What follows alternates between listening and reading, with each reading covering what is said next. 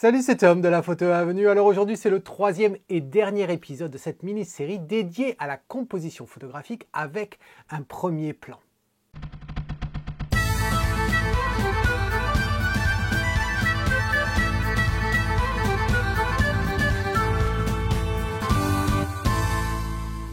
Alors en effet, c'est notre troisième et dernier épisode de cette série. Dans le premier épisode, si tu te rappelles, eh bien on a fait un panorama en utilisant un premier plan. Si tu n'as pas vu cette vidéo, je t'invite à le faire, le lien s'affiche ici.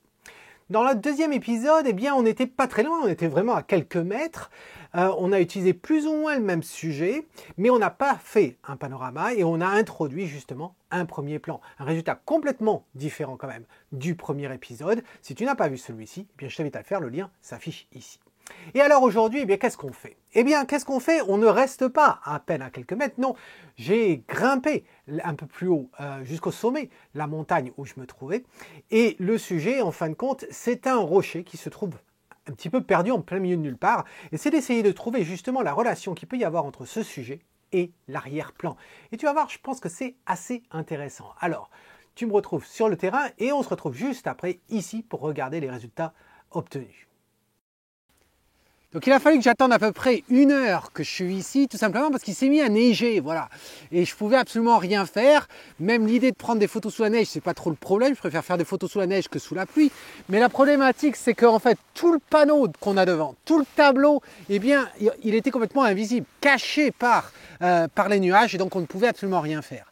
Alors pourquoi j'ai voulu t'amener ici? Figure-toi que la dernière fois que je suis venu ici, je suis grimpé jusqu'à l'autre sommet et j'ai remarqué ce rocher-là, ce rocher tout seul, avec bien sûr la vue derrière. Alors, quand tu vois un rocher et que tu vois des montagnes derrière, tu peux faire la relation assez facilement. Et du coup, je me suis dit, tiens, pourquoi pas, ça serait peut-être bien d'essayer de faire quelque chose avec ça. Alors, comment on pourrait s'y prendre? Eh bien, déjà, prendre le 15-35. Pourquoi? Parce que je vais voir si me rapprocher au plus près, c'est avantageux ou pas. L'inconvénient, on le sait de suite, c'est que si je me rapproche du sujet, je vais avoir tendance à utiliser une large focale. Et si j'utilise une large focale, eh bien les montagnes derrière, elles vont rétrécir de taille. Et ça, c'est pas forcément intéressant. L'idée, ça serait de pouvoir reculer et puis de zoomer. L'inconvénient, c'est que là, tu te rends peut-être pas compte, mais en fait, on est sur le flanc de la montagne. Et donc, quand je vais reculer, eh bien, plus je recule, plus je monte. Et mon point de vue sur le rocher va changer. Je vais me retrouver par-dessus. Donc, c'est pas forcément aussi simple que ça. Alors, on va voir. Peut-être que le 16-35 n'est peut-être pas la bonne, mais entre 15 et 35, je pense qu'au moins 35, ça devrait pouvoir le faire. Donc, on va voir. Sinon, je mettrai le 28-70. Et puis je t'avouerai qu'il fait quand même, froid. Voilà, il fait quand même froid, surtout quand on ne bouge pas. Voilà. Alors, je fais attention à mon micro. Qu'est-ce que ça donne? On va allumer ça. Je vais mettre la stabilisation jusqu'au cas où.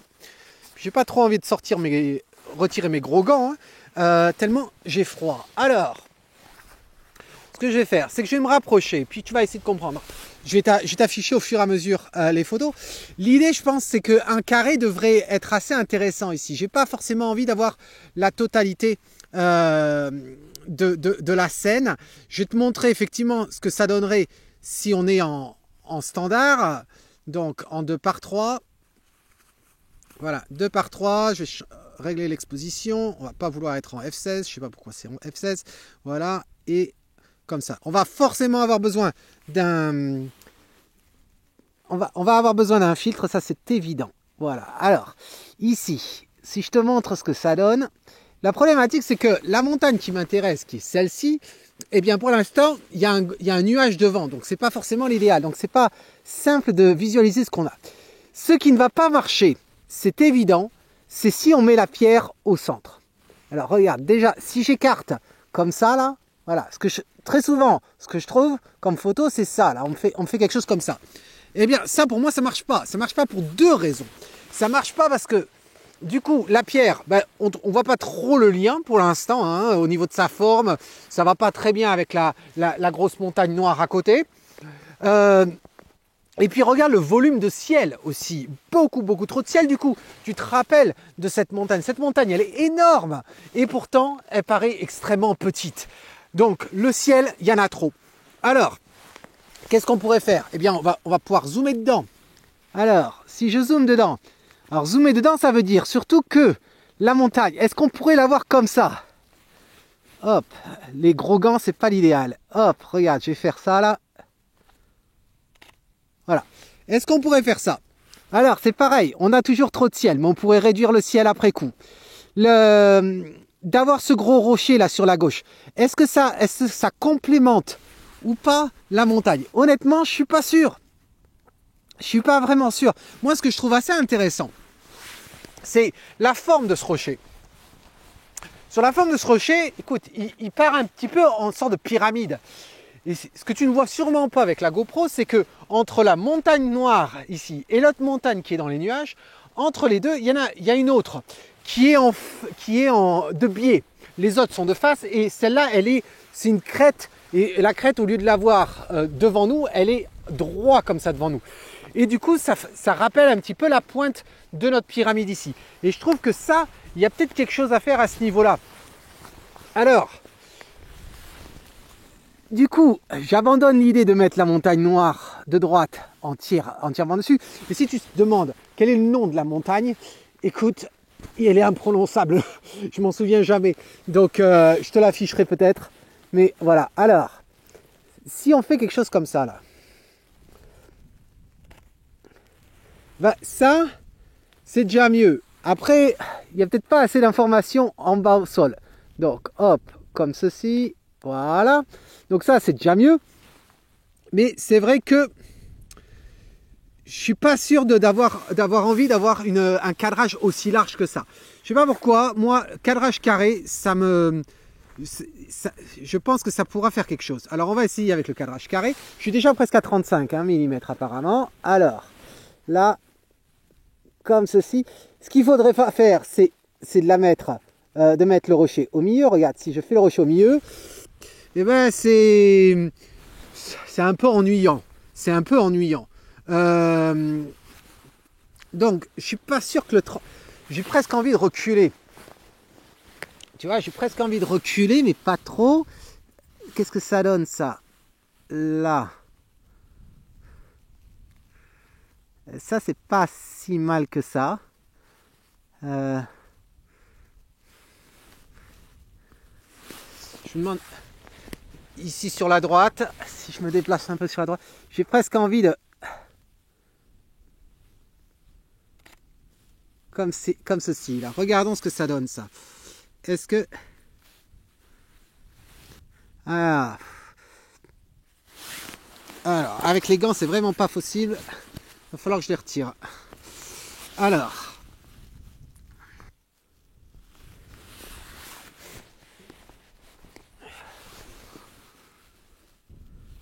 J'ai presque envie.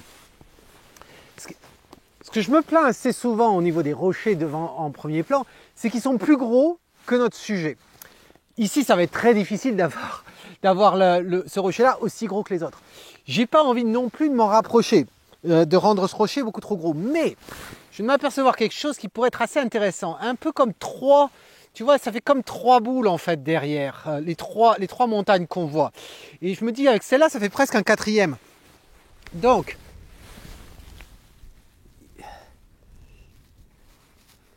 c'est de voir au niveau cadrage. Je change l'exposition. Voilà. Ça là.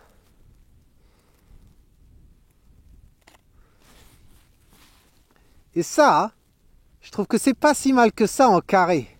Je trouve que c'est pas si mal que ça en carré. Voilà. Avec la lumière. Donc, ce que je vais faire, je regarde encore une fois. Ouais, c'est pas si mal que ça. Faut voir avec le filtre et autres. Alors, j'étais là, j'étais accroupi.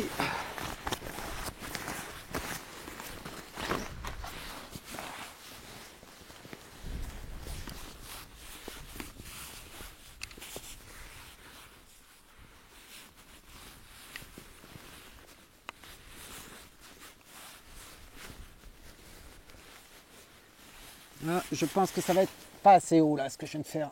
Hop, voilà. Ça.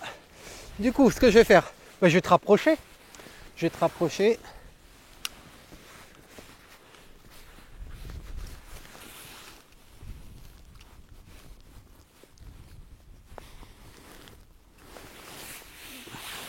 Puis je vais essayer de te mettre droit également.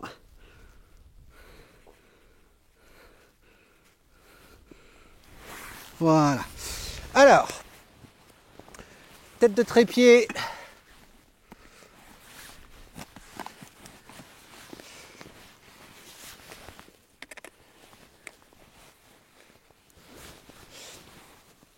Hop, voilà qui est rentré. Ensuite, l'appareil.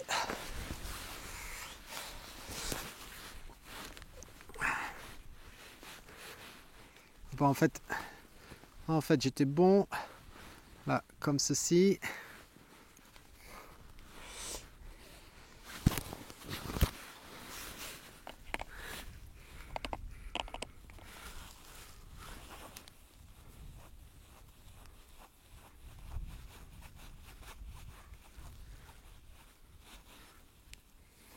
Voilà. Maintenant, on va régler l'horizon. Voilà. Et maintenant, l'orientation. Alors, déjà, là, c'est pas...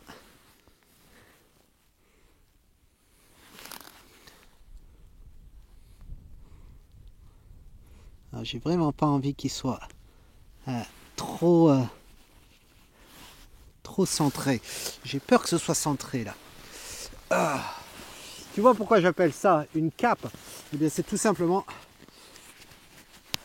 parce que très souvent je la porte. Je porte ça comme une cape, voilà. Là, ça me permet de mieux y voir.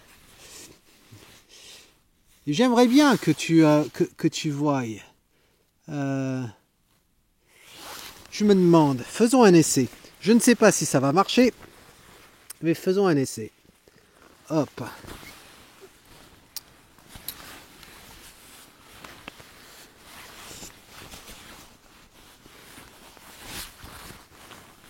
Alors, voilà, ce que je vais faire, c'est que je vais aller ici et je vais changer le... dans mon menu, je vais arrêter le viseur. Voilà, on va rester qu'en écran. C'est à cause du... de la cape, ça déclenche le viseur. Ok, alors, voilà ce que l'on a. Alors, je reconnais que la GoPro a du mal à gérer la netteté. Je suis pas sûr que tu vois très très bien. Alors, l'horizon, il n'a pas l'air... Voilà, l'horizon est net. Voilà. Donc, ici, là, c'est pas si mal que ça. J'ai peur que ce soit un petit peu trop centré, mais j'avoue que j'aime bien. J'avoue que j'aime bien. Il y a quand même pas mal de ciel. Hein. Je reconnais qu'il y a pas mal de ciel. Et du coup, si je coupe un peu en haut, voilà, comme ceci, là, en post-production, ça me fait un petit... Ça me fait un 2 par 3 en fait. Hein. Ça me fait un 2 par 3 presque. Alors, on va voir. Je vais revenir ici. Je vais passer en plein format. Et si, en fin de compte, je zoome dedans. Voilà. Effectivement, c'est ce que je disais, ça me fait un 2 par 3. Et maintenant, ce que je vais faire, je vais incliner. Donc, récupérer un petit peu d'informations au sol. Voilà. Et c'est pas si mal que ça. Je vais quand même faire pivoter un poil par ici pour pas l'avoir dans le centre. Comme ceci. Et là, je pense que ça, c'est pas si mal que ça. Hein. C'est pas si mal. C'est pas si mal. Donc je vais maintenant utiliser les filtres. Et comme j'ai besoin de ma deuxième main, eh bien je vais te mettre à l'extérieur. Voilà. Donc au moins tu vois l'intérêt de la cape. On peut bien voir les choses. Et même tu vois en bas là, comme ça, généralement je ferme pour qu'on ne voie pas le blanc et c'est complètement opaque et on voit mieux l'écran. Voilà. Alors, ce que je fais, je vérifie si tu vois quelque chose. Oui, c'est bon. Alors, maintenant qu'on a ça, les filtres.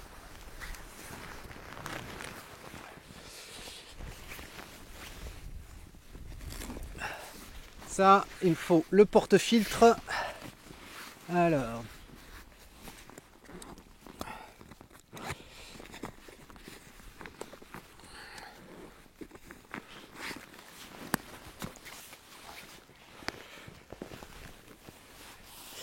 le déclencheur également.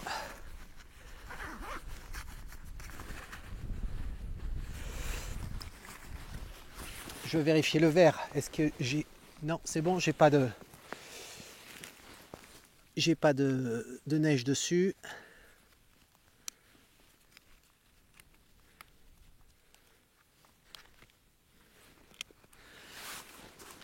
Voilà.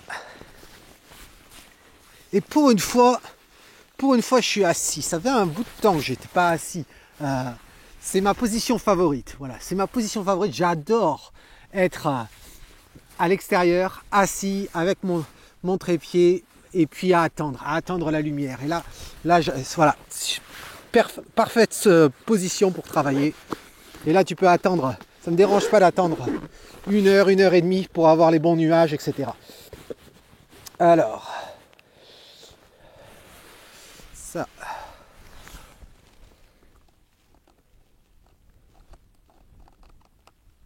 Porte-filtre.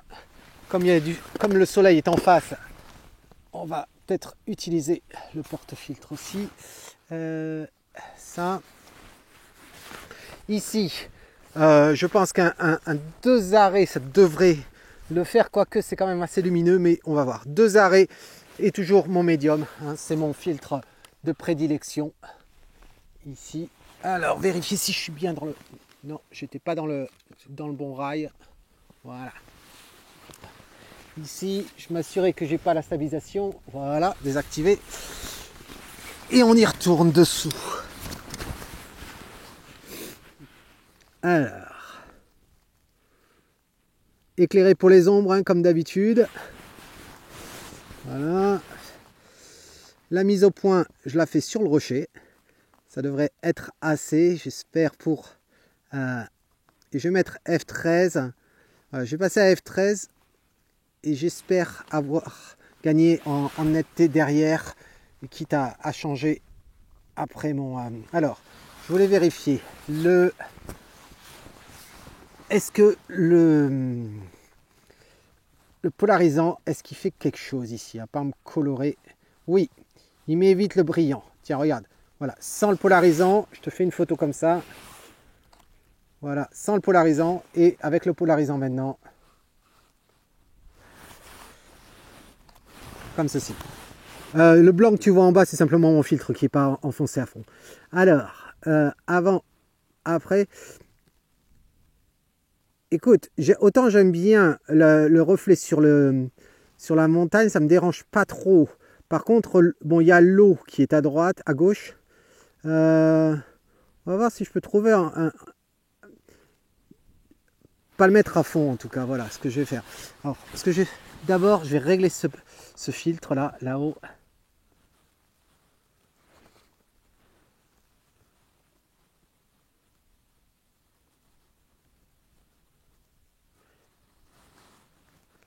Alors.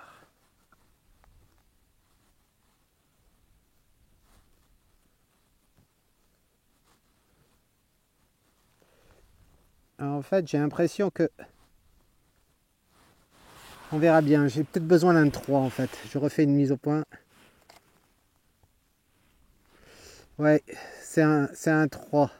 C'est un 3 qu'il me faut, mais... Ouais, il me faut un 3.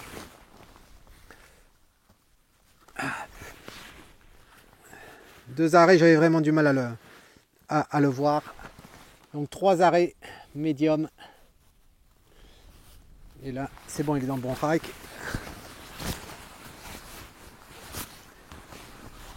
Alors.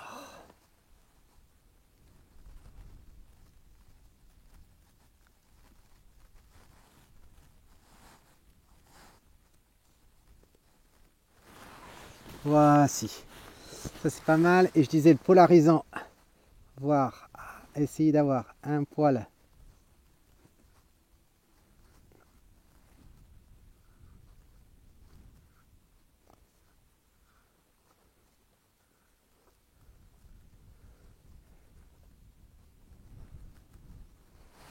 Voici. Alors. Je fais la mise au point. Et voilà ce qu'on obtient. Tu vois, j'ai l'impression que le moyen, la transition du moyen à combien je trouve à 35, eh bien, il est trop souple.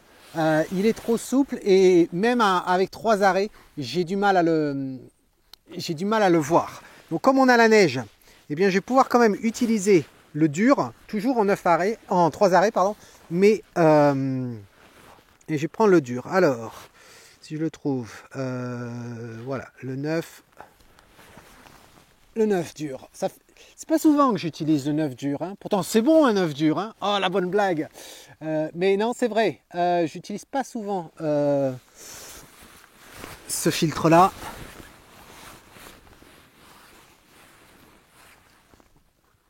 Mais là, grâce à la neige, en fin de compte.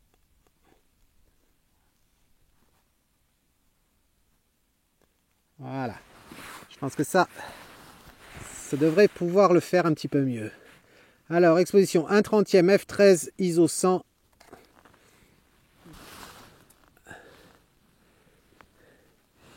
Et là, c'est pas si mal que ça. Je me demande si j'ai envie de faire pivoter un poil de plus sur la droite. Un poil de plus.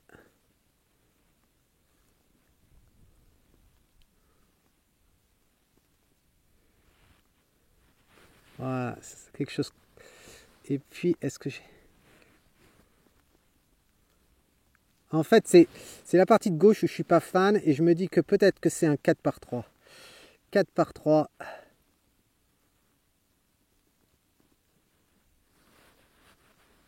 Et là, il me paraît trop au centre. Je te refais la photo.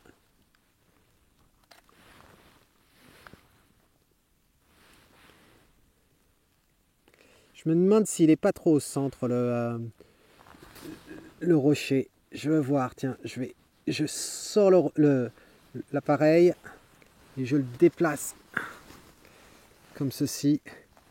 Et est-ce que ça serait pas mieux? Tiens, hop, je la prends à main levée, je vais mettre la stabilisation. Hop.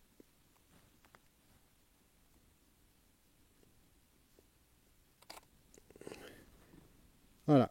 Et je pense que ça c'est pas si mal que ça. Ça, c'est pas si mal que ça. Donc, il faut juste que je me décale un poil. Il faut que je me décale un poil.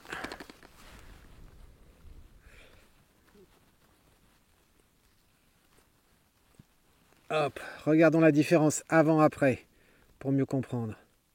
Tu vois, on décale davantage le rocher sur la gauche et je trouve que c'est pas mal du tout. Alors,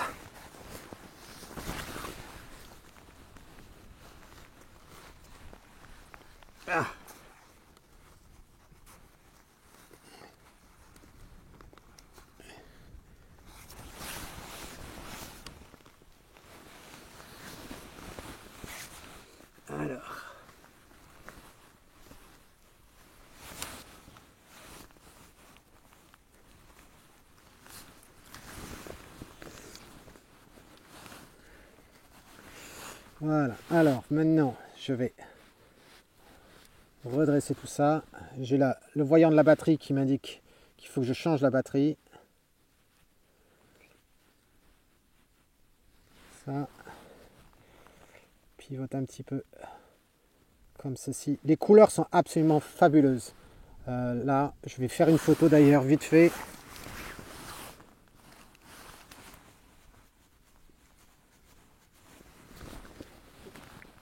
il y a un super contraste. Je vais régler aussi le filtre là-haut.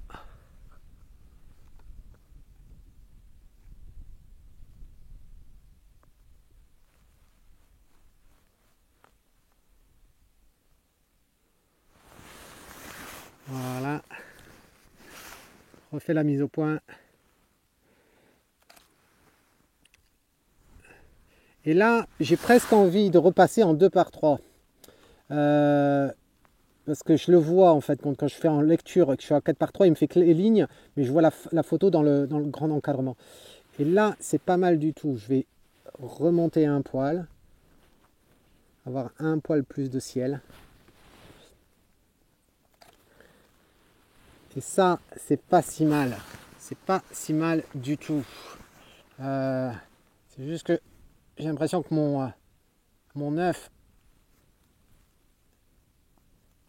c'est comme si mon œuf n'était pas assez dur. Voilà, ça c'est... Ouais, le 9 me pas. J'ai une bonne exposition devant, mais le 9 n'est pas assez. Donc, c'est pas grave, j'ai le niveau au-dessus, j'ai un 4 arrêts. Un 4 arrêts dur. Hop.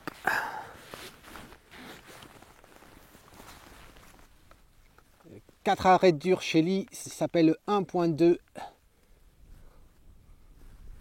1.2 grade.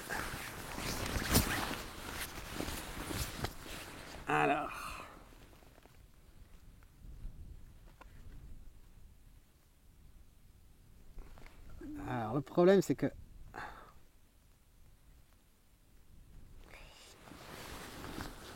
pas sûr là. Pas sûr. Je refais la mise au point.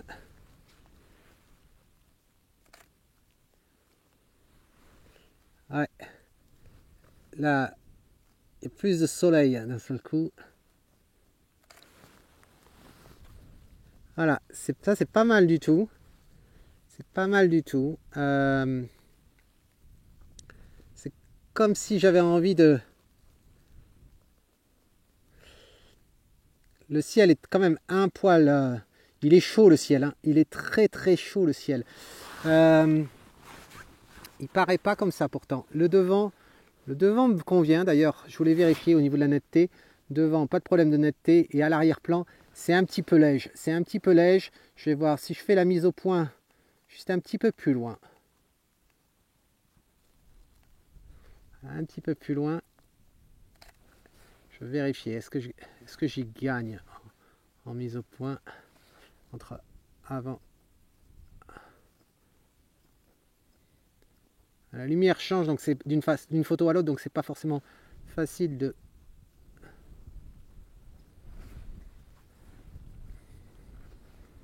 voir, mais en tout cas, avoir fait la mise au point plus loin, ça me pose aucun souci devant. Donc on va rester là-dessus. Et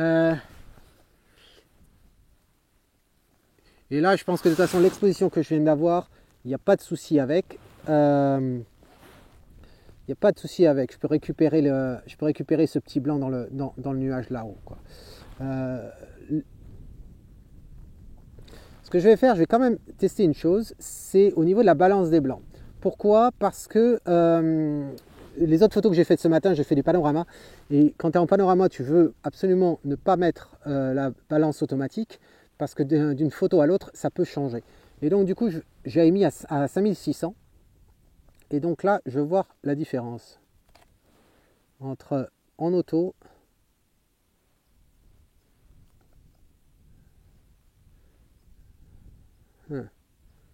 non, c'est plus ou moins la même chose. Il y a pas, j'ai l'impression quand même si celui qui était en 5600 était un petit peu plus chaud que auto, donc je vais revenir à 5600. Et même d'ailleurs, 5600, je vais voir. Bon, tu peux me dire pourquoi. Tu peux très bien me dire, oui, mais attends, la balance des blancs, ça sert à rien puisque tu es en RAW et tu peux retoucher ça après. Oui, tu aurais raison. Seulement, ça m'aide à visualiser les choses. Tiens, je reprends la photo là. et je trouve que c'est pas mal du tout cette photo. Regarde ça, il y a vraiment quelque chose de sympa. Même la neige de devant, là, devant le rocher, où je savais pas quoi trop penser, c'est pas si mal que ça. Ce que je vais faire, je vais réduire quand même l'effet, j'ai augmenté l'effet du polarisant. Alors, je vais verrouiller le porte-filtre et voilà. Ça, je refais la photo. Regardons ce que ça donne avant. Ah, je sais pas. Je sais pas entre les deux. Je sais pas. Il joue. C'est vrai que d'activer le polarisant joue un petit peu sur la couleur. Je crois que je vais le laisser sans le polarisant. Avec le polarisant, pardon. Parce que ces brillances, je pense qu'elles vont m'énerver, en fait. Et je préfère sans. Voilà. Ça attire moins le regard. On a déjà la neige, en fin de compte. Ça, je me demande si mon filtre, il n'est pas un poil trop. Alors, j'essaie d'y aller à tâtons et je le vois pas. Ah voilà, ici. Là, s'il n'est pas un poil trop haut.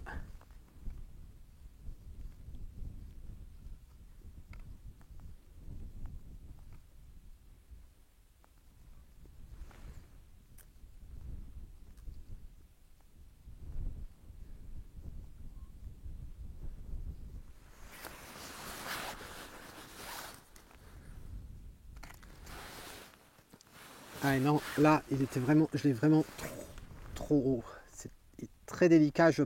La montagne est noire à droite et je vais m'assurer. Ouais. C'est, il faudrait presque un extra dur. C'est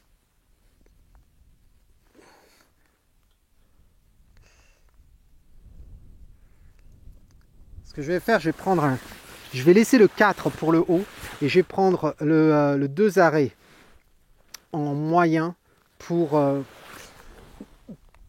faire juste en dessous. Voilà, ça assombrira pas autant la montagne.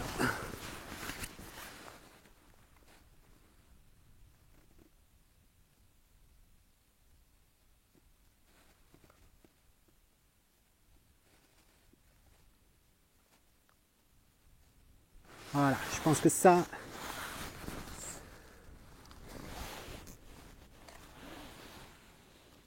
c'est pas mal. La seule problématique que j'ai, c'est vraiment que cette montagne à droite, elle est quand même très sombre là. Elle est quand même très sombre. Et l'autre solution, ça serait d'utiliser deux filtres combinés à l'envers. Parce que si j'expose pour la montagne,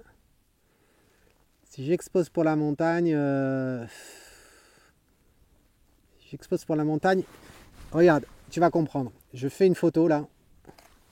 Voilà, j'ai exposé pour la montagne à droite, la noire. Et tu aperçois que tout le reste est trop lumineux. Alors, tu pourrais me dire, ouais, mais tu n'as qu'à faire du bracketing. Mais je n'ai pas forcément envie de faire du bracketing. Est-ce que je vais faire ça ou est-ce que je fais avec mon double filtre? Je ne t'ai pas encore parlé de mon double filtre. Mais ça me permet de mettre les filtres dans plusieurs sens. Là,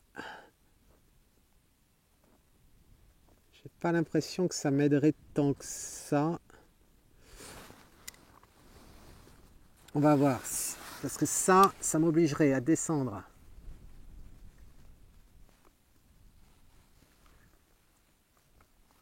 Alors.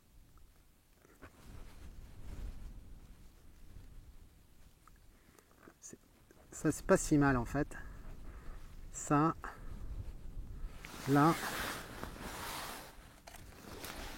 Et mon problème, c'est juste le devant. Alors, le haut, ça pose pas de souci. Il y a quand même beaucoup moins de contraste. Hein. Il y a beaucoup moins de contraste que j'avais tout à l'heure. Donc, je suis pas fan. on est à 2 tiers d'arrêt, en fait. 2 tiers d'arrêt plus bas pour avoir la bonne photo. Regarde, je fais ça avec 2 tiers d'arrêt en dessous. Et tu vas voir. Et le résultat est bon. Écoute, le résultat est bon ici. Je t'avouerai que je vois une sorte de vignettage quand même, j'ai l'impression. Ouais, mais est-ce que c'est si sombre que ça là-haut? Ouais, si, c'est quand même sombre. J'avais l'impression d'avoir du vignettage en haut à gauche. Mon filtre, il est légèrement penché, mais ça devrait pas être ça. Ça devrait pas être ça. Bon, alors, j'arrive pas à expliquer d'où vient cette partie sombre en haut à gauche, mais je pense en fait que c'est simplement la météo. Voilà, ça n'a rien à voir avec mon filtre. Pas l'impression. Alors,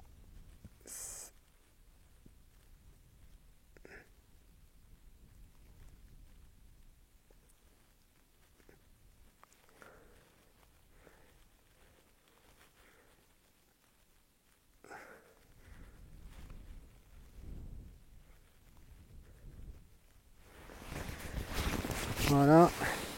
Si je refais une photo, je fais la mise au point. Bon, c'est plus lumineux, mais je suis toujours pas cramé là-haut. Et c'est plutôt pas mal. Mais je t'avouerai que au niveau des ombres, je préfère ce qu'on avait tout à l'heure. Donc je vais la marquer avec 5 étoiles. Voilà, comme ça je la retrouverai dans Lightroom. Et je pense qu'on a notre composition.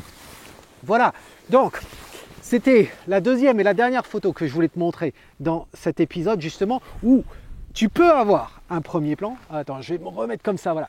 Tu peux avoir un premier plan, mais faut-il encore que ça se justifie et que visuellement, eh bien, ça aide à la narrative de ta photo. Et je pense que dans les deux scénarios que je t'ai montrés, eh bien, ça fonctionne bien. On va voir, bien entendu, ce que ça donne une fois qu'on est au studio. Pour toi, c'est immédiat. Pour moi... Alors j'espère que tu as trouvé ça intéressant cette première partie. Regardons justement ce que j'ai pu faire avec la photo résultante. Tu vois donc les clichés là dans Lightroom, les différents clichés qu'on a pris ensemble. Et donc la photo que j'ai décidé de garder au final, eh bien c'est celle-ci. Alors je te la montre. La voici. Alors pourquoi garder cette version-là? Eh bien tout simplement parce que je la trouve intéressante. Je la trouve intéressante d'un point de vue composition comme on l'a fait, mais aussi de par la présence de ces nuages. Tous les renseignements sont intéressants. Alors là c'est vrai quand on regarde la photo, eh bien elle est quand même légèrement pâle hein, la photo parce que il y avait cette lumière qui était plus ou moins en direction de l'appareil et puis au loin.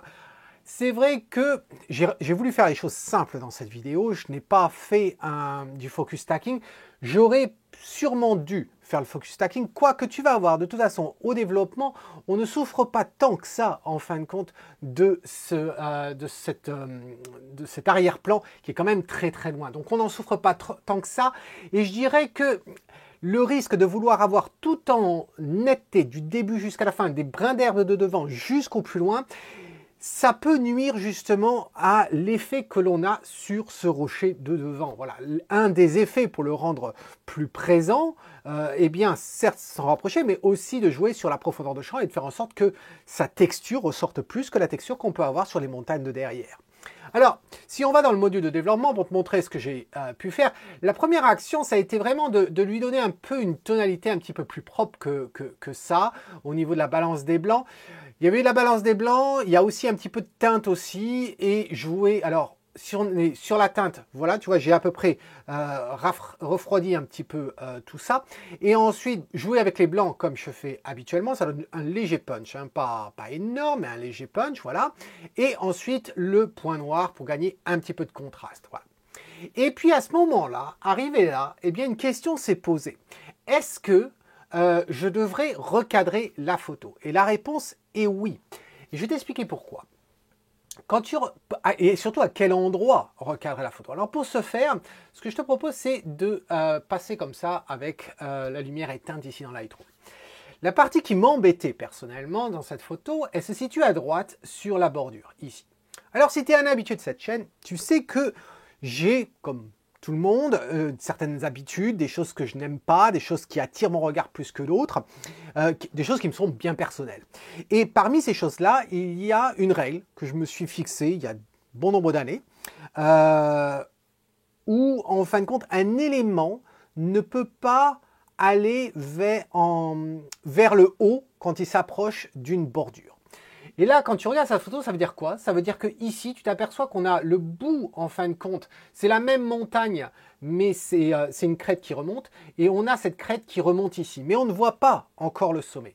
Eh bien, ma règle, elle est que ça fait quand même très bizarre. Inversement, si tu regardes sur la gauche, tu vois qu'on a cette montagne ici qui monte, on a un sommet bien défini, et ensuite on redescend. Et ça ne me pose pas de souci de couper à cet endroit-là. Bon, je l'avais cadré de toute façon de cette façon-là. Mais alors là, du coup, c'était la première chose qui m'embêtait. La deuxième chose aussi, plus grave, je dirais, docteur, c'est un effet visuel que l'on a. Si tu regardes le Buckle qui est ici, là, c'est le nom de la montagne, tu t'aperçois que ça fait comme une vague ici, tu vois, qui remonte là. Voilà, une vague qui remonte. Et le fait qu'on a ce petit bout-là, eh bien, fait en sorte que la vague ici, elle n'est pas assez... elle n'est pas assez pointue, voilà, juste un effet visuel. Et tu vas comprendre un peu mieux ce que je veux dire. Si j'ai fait une copie virtuelle sur laquelle j'applique un autre cadrage, voilà. Je n'ai rien changé à droite, je n'ai rien changé en haut ni en bas, à gauche, je veux dire, ni en haut ni en bas, c'est uniquement sur la droite. Et donc, tu peux voir la différence là, à quel point en ayant coupé ça, déjà ça fait un peu plus propre, donc on n'a pas ce bout qui remonte, mais en plus de ça, on a l'impression... ça donne l'impression que le pic ici, il est plus pentu, plus aigu, plus vers le haut. Et ça accentue l'effet que cette vague, en fait, retombe, si tu veux, sur le rocher. Donc, voilà la raison qui m'a poussé, justement, à choisir de recadrer cette photo, que j'ai fait donc ici. Et ensuite, quand on regarde cette photo, eh bien, on s'aperçoit que bon, c'était pas cramé, hein. J'ai pas de cramé dans la photo, tu vois. Bon, le blanc qui a de la neige, ça me dérange pas. La neige, elle est blanche, ça me dérange absolument pas. Et en plus, c'est pour finir sur du papier mat, donc j'aurais pas de souci à ce niveau-là. Mais là, c'est un petit peu trop chaud, manque de détails, voilà. Et donc, du coup, ce que j'ai fait, j'ai rajouté un masque, tout simplement un masque radial, pour baisser justement la lumière. Et on obtient donc ceci, tu vois. Donc un petit peu plus de détails, hein, si je reviens en arrière, voilà, tu vois, avant, et voilà. À partir de ce moment-là, eh bien, j'ai lancé cette image, bien sûr, dans l'outil que j'utilise pour gérer la netteté de mes photos. Là, en l'occurrence, j'ai choisi Sharpen, et je l'ai fait depuis Lightroom. Si tu ne sais pas encore de quoi il s'agit, ces outils, hein, Topaz, je l'ai dit à chaque fois, il y a Denoise, il y a Sharpen, il y a un autre outil aussi, il faudrait que j'en parle bientôt. Si tu ne sais pas de quoi je parle, le lien s'affiche ici. Si ça te plaît, va voir dans l'article blog. Tu as un bon de réduction de 15% si tu utilises mon lien et le code. Voilà. Donc, j'envoie ça dans Sharpen et ensuite, je suis parti dans Photoshop pour faire du nettoyage. Et voilà où on arrive au niveau de Photoshop. Alors, je voudrais te montrer une chose par rapport à la netteté. Pas tant sur le rocher, parce que le rocher est bien net. Et je ne vais pas te montrer trop dans les ombres ici, parce que ce n'est pas forcément facile à voir sur la vidéo, mais je voudrais porter ton attention, voilà, ici, là, sur cette partie-là. Et là, je suis quand même à 226%. Et allez, pour faire les choses bien, on va descendre à 200, voilà. Donc, je suis à 200% ici, et c'est autant pour moi, voilà, 200%. Et maintenant, je vais revenir dans Lightroom, et je vais passer à 200% pour te montrer. Donc, ça, c'est avant la netteté. OK? Donc, voilà dans Lightroom. Voilà en Photoshop. Je crois que tu peux apprécier la différence. Hein. Voilà. Juste en mettant ça dans Sharpen. Voilà. Bref, je reviens comme ceci. Ce que je vais faire pour mieux que tu puisses voir les transformations, je vais changer la couleur d'arrière-plan. Je vais passer en noir. Voilà, ça sera quand même un peu plus simple pour voir. La première chose, c'est de faire du nettoyage comme habituellement. Donc voilà, c'est sur ce calque-là.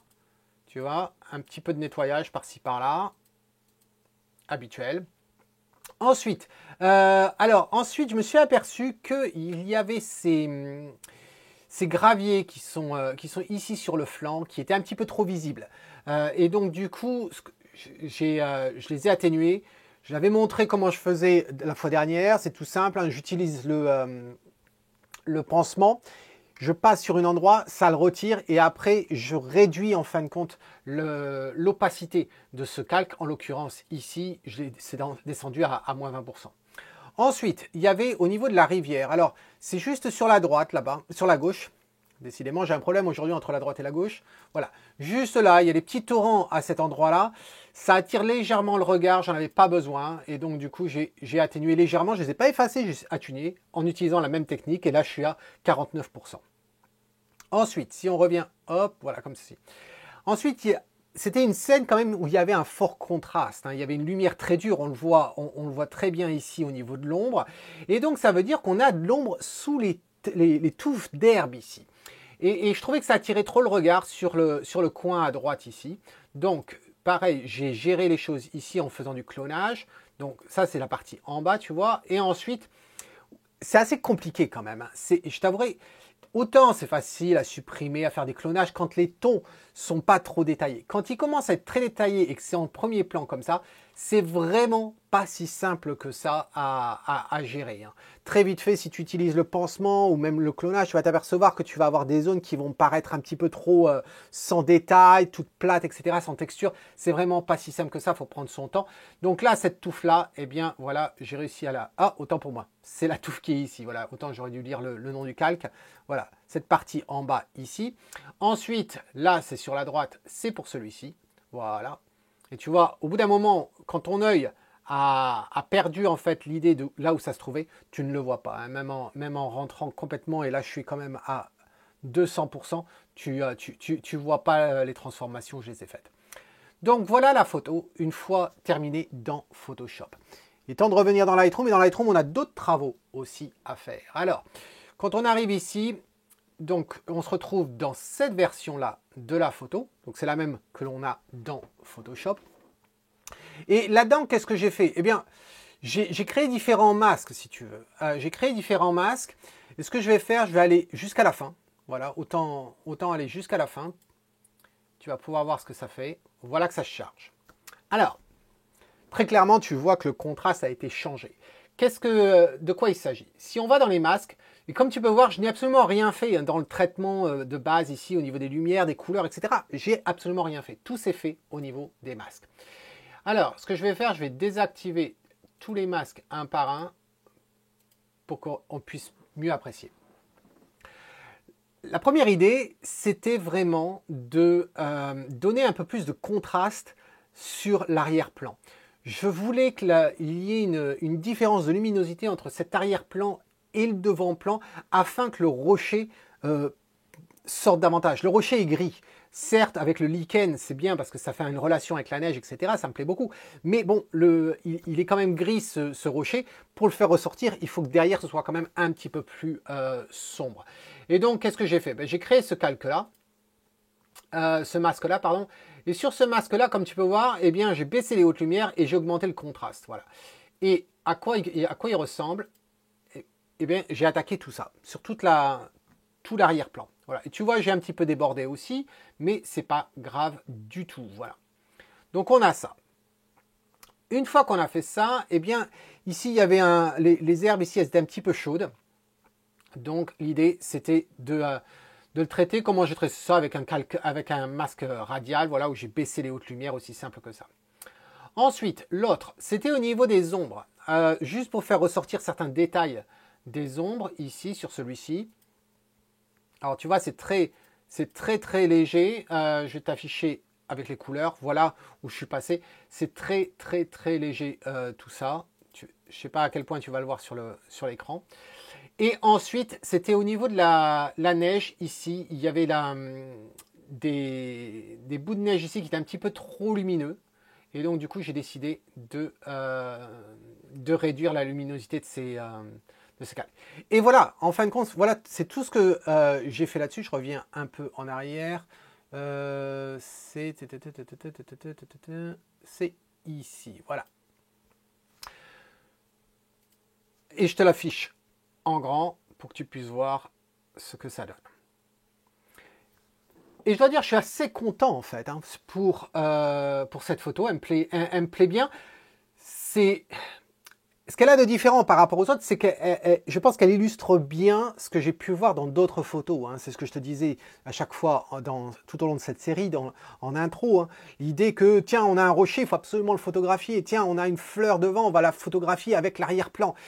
Et puis, il n'y a pas forcément de relation. Là, tu as vu tout le travail qu'il y avait au moment de la composition, hein, où on s'est déplacé à faire en sorte que le rocher soit un petit peu plus sur la gauche que sur la droite par rapport à l'alignement de la montagne de derrière, etc. Et je trouve que dans l'ensemble ici, eh bien, il y a une belle harmonie justement entre les différents éléments et ça me plaît beaucoup. Alors, tu t'en doutes bien, si j'ai fait tout ça, c'est que je suis allé un petit peu plus loin. Et je dois dire que ça n'a pas été aussi simple que ça. Hein. Ça n'a pas été aussi simple que ça. D'ailleurs, tiens, avant de te parler de ça, je voudrais te faire une petite expérience avec toi. Tiens, je vais faire une petite expérience. Je vais te montrer quelque chose. On a eu une discussion avec mon épouse justement au niveau de cette photo, au niveau de la balance, l'équilibre des choses. Et ce qui est assez intéressant, c'est de savoir comment notre cerveau réagit en fonction qu'on soit droitier et gaucher. Et tu le sais sûrement, mais en fonction que tu sois droitier ou gaucher, notre cerveau perçoit les choses différemment. Et je vais te montrer quelque chose. Je prends cette photo où je ne vais absolument rien faire, je vais simplement créer une copie virtuelle. C'est tout ce que je fais. Je crée une copie virtuelle. Voilà, qui s'affiche. Et maintenant, cette copie virtuelle, je vais simplement la transformer pour la faire basculer à l'horizontale. Voilà. C'est tout. Juste ça. Voilà.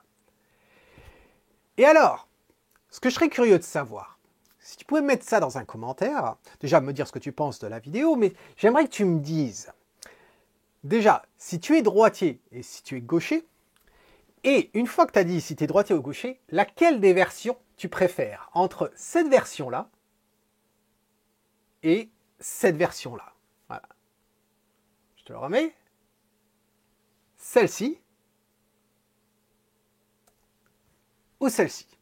Normalement, au niveau équilibre, si tu as l'équilibre dans un, tu as l'équilibre dans l'autre. Mais, cela dit, eh bien, notre cerveau ne réagit pas de la même façon. Et personnellement, curieusement, la version que je préfère, c'est celle-ci. Pour moi, c'est celle-ci qui fonctionne. Mais bien sûr, je ne vais pas la sortir comme ceci. Pourquoi? Parce qu'elle ne représente pas la réalité des choses. Donc, je ne vais pas la sortir comme ça, c'est évident. Mais, dans l'absolu, c'est juste une petite conversation que j'aimerais avoir avec toi dans les commentaires. Dis-moi si tu vois une différence, si ça affecte ton appréciation de la photo entre une qui est comme ça, c'est-à-dire avec l'ombre en fait. Là où ça joue au niveau de notre cerveau, c'est par rapport à la partie ombre qui se trouve sur la gauche, plutôt que de la voir sur la droite comme est la photo. Voilà, c'était une petite aparté. Dis-moi tout ça dans un commentaire, mais n'oublie surtout pas de me dire si tu es droitier ou gaucher. Voilà, j'aimerais absolument lire tous ces commentaires-là. Alors je te disais, si je suis allé jusque-là, eh bien, je suis allé jusqu'à l'impression. Et ça n'a pas été si simple que ça, l'impression. Ça aurait pu l'être. C'est-à-dire que le choix du papier a fait en sorte que c'était pas si simple que ça. Pourquoi? Parce que je t'ai dit que je voulais le sortir sur un papier mat. Il y a des raisons pour lesquelles j'ai voulu le sortir sur un papier mat. J'adore le papier mat, mais le papier mat, c'est un papier qu'on va utiliser quand on a envie d'exprimer une certaine douceur dans une scène. Et donc, par exemple, si tu as du brouillard, etc., ben, ça tombe bien. Si tu as de la pluie, ça va bien marcher. Là, on a quand même une scène qui est quand même très contrastée. En l'occurrence, le Buccal, la montagne de droite, qui est quand même très sombre, dans laquelle il y a des détails, certes, mais c'est quand même très sombre. Et c'est là la difficulté quand on va vouloir le sortir sur le papier mat. Et la première fois où j'ai sorti sur le papier mat, au format A3, eh bien, c'était pas si mal que ça. Hein. Tiens, ça va rien... Pourquoi tu t'es reculé, toi? Reviens sur la version. Tu verras, de toute façon, pas la différence à la vidéo. La voici. Quoique, tu peux sûrement peut-être la voir, la différence à la vidéo. La différence, elle se situe que la montagne, en fin de compte, je n'avais pas assez de détails dans la montagne. Voilà. Le papier mat ne fait pas ressortir la profondeur du noir autant qu'un papier satiné ou brillant. Et donc, du coup, c'était assez délicat. Au point où, pour ceux qui suivent la formation sur la maîtrise de l'impression, hein, si tu ne sais pas de quoi je veux parler, parce qu'il y a 1 an de ça, j'ai sorti une formation qui m'a pris 4 ans à préparer, où je te dis tout ce qu'il faut savoir pour pouvoir maîtriser ton impression, que tu imprimes toi-même ou que tu fasses imprimer chez un imprimeur, que tu puisses maîtriser toute la chaîne de production de A à Z afin que tous tes tirages, tels que tu les vois sur ton ordinateur, vont sortir de la même façon ou du moins au mieux sur le papier. Et donc, au moment de l'épreuvage, eh bien, j'ai été obligé d'aller plus loin que ce que je fais habituellement. Là, j'ai été obligé non pas de travailler sur la totalité uniquement de la photo, mais aussi sur un point ponctuel, c'est-à-dire le buccal, pour en sortir cette version-là. Alors, je ne pense pas que tu voies forcément la différence à la vidéo comme ça entre les deux versions, mais en tout cas, voici la photo. Alors, j'essaie de la descendre un petit peu pour que tu puisses voir comme quoi que le ciel n'est pas cramé et j'ai bien les détails un petit peu partout, comme tu peux voir. Voilà. Donc, photo très intéressante. Je t'invite à la voir, bien sûr, dans l'article blog qui accompagne cette vidéo. Le lien est dans la description comme d'habitude. Et puis, tu pourras voir donc la photo là-bas. Et puis, tu peux aussi la voir dans ma galerie, tomigofineart.com. Voilà. En attendant, dis-moi tout ce que tu penses de cette vidéo. N'oublie pas de faire ce petit jeu, hein, photo inversée, celle qui te correspond. J'espère en tout cas que tu as apprécié toute cette série sur le premier plan. J'espère qu'elle t'a aidé. Dis-moi si tu as découvert des choses. Il y aurait sûrement d'autres choses à dire. Il y aurait sûrement, tu sais, tous les scénarios, tous les endroits où tu vas, eh bien, vont être différents et on pourrait toujours trouver des explications pourquoi là ça fonctionne et pourquoi ça n'a pas fonctionné. Là, il s'avérait que j'ai passé une journée justement sur cette montagne. Enfin, j'ai passé 24 heures sur cette montagne. Donc, je me suis dit, tiens, je vais te parler de premier plan sur 3 vidéos à cet endroit-là.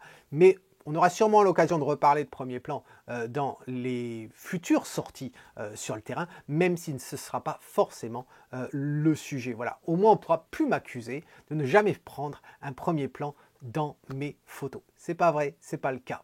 La preuve en est. En attendant, c'est Tom qui te dit, si tu aimes ce que tu vois, eh bien capture-le. Cheers!